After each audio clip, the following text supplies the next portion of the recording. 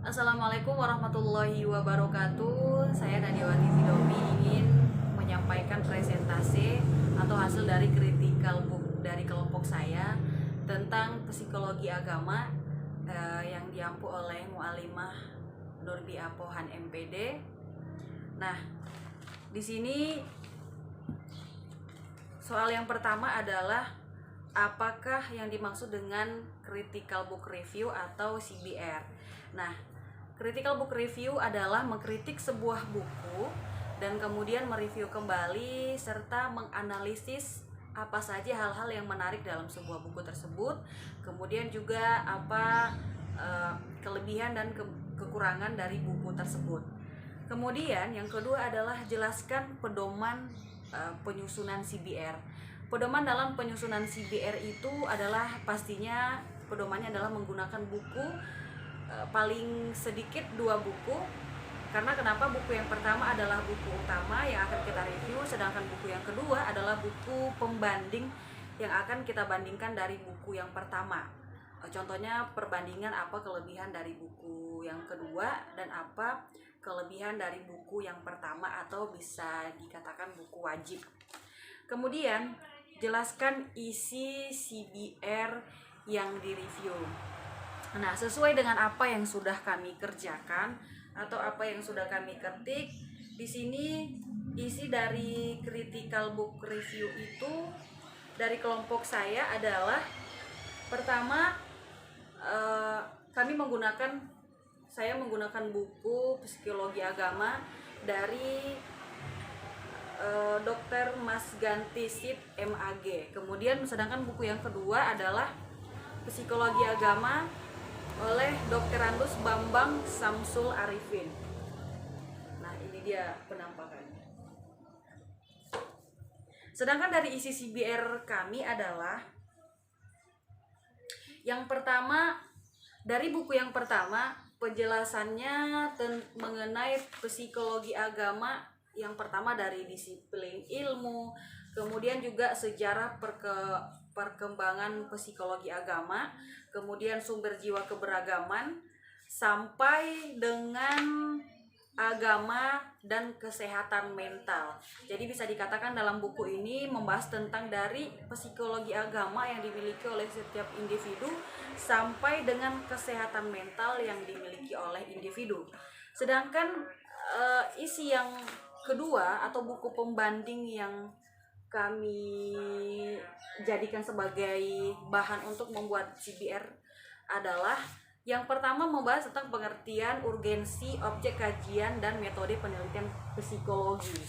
Nah, kemudian membahas tentang sejarah psikologi agama, pertumbuhan agama dari masa anak-anak, kemudian juga remaja, sampai dengan konversi agama. Di dalam buku ini juga membahas tentang hal-hal mistik. Yang terakhir tentang problema-problema yang akan dihadapi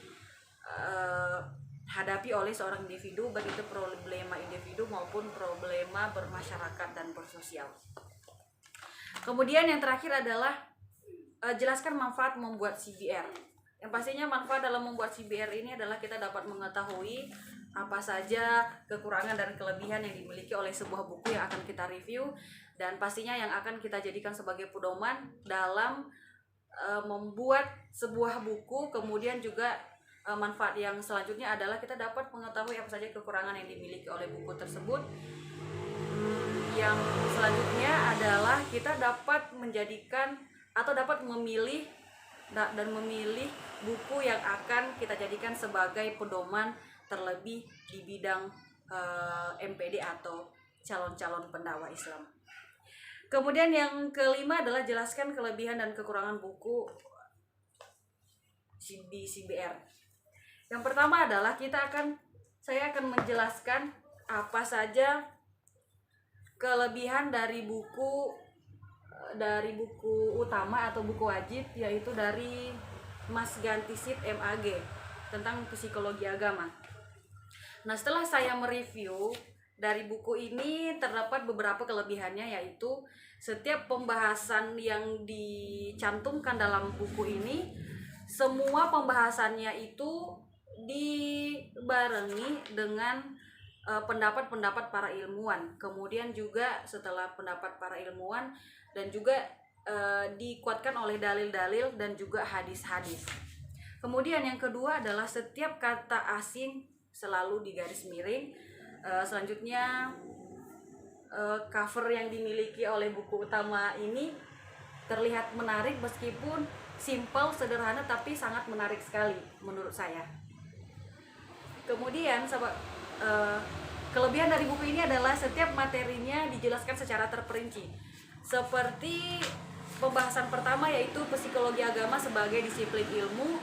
Di sini membahas tentang pengertian psikologi agama, objek kajiannya, metode penelitian, sampai dengan konsep jiwa dalam Al-Quran. Kemudian juga yang terakhir adalah membahas tentang kesehatan mental setiap individu.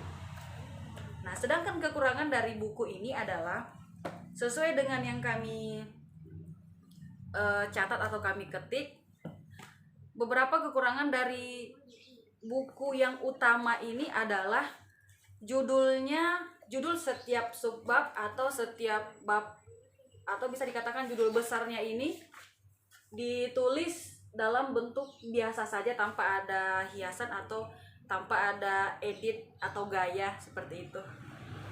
Kemudian warna dari dasar atau kertas buku ini bisa kita lihat sendiri, terlihat sangat kusam seperti itu. Nah, yang menjadi menarik adalah kekurangan dari buku ini ketika membuat sebuah piramida seperti yang sudah saya perlihatkan. Di sini kata-kata atau huruf yang digunakan terlihat sangat tidak jelas. Jadi para pembacanya itu sulit untuk membaca, apalagi kata yang digunakan untuk membuat piramida tersebut menggunakan bahasa asing. Nah, kemudian kekurangannya lagi adalah banyak buku atau kertas yang tersisa karena mungkin bisa jadi piramida yang akan dituliskan tidak muat seperti itu. Nah, sedangkan buku pembanding atau buku yang kedua adalah kelebihan dari buku yang pertama ini adalah seperti yang saya jelaskan tadi, bahwa pada buku pembanding atau buku yang kedua terlihat covernya sangat menarik seperti cover yang pertama. Di sini juga sangat menarik sekali. Kemudian bahasa yang digunakan bahasa yang mudah dipahami. Kemudian juga segi isi bukunya sudah baik. Covernya juga sangat menarik. Dan di sini setiap pembahasannya dijelaskan secara terperinci. Kemudian kekurangan dari buku ini setelah saya review adalah memang setiap pembahasannya menggunakan bahasa asing dan kemudian juga terdapat beberapa pendapat ulama. Tetapi kekurangan dari buku ini bisa kita lihat sendiri, kertasnya terlihat sangat kusam dari buku yang pertama. Kemudian juga memang di dalam buku ini mencantumkan dalil dan hadis, tetapi tidak ada bahasa Arabnya, hanya artinya saja seperti itu. Baik, cuma itu yang dapat saya sampaikan. Itulah hasil dari CBR dari kelompok saya. Jika ada kesalahan saya mohon maaf. Assalamualaikum warahmatullahi wabarakatuh.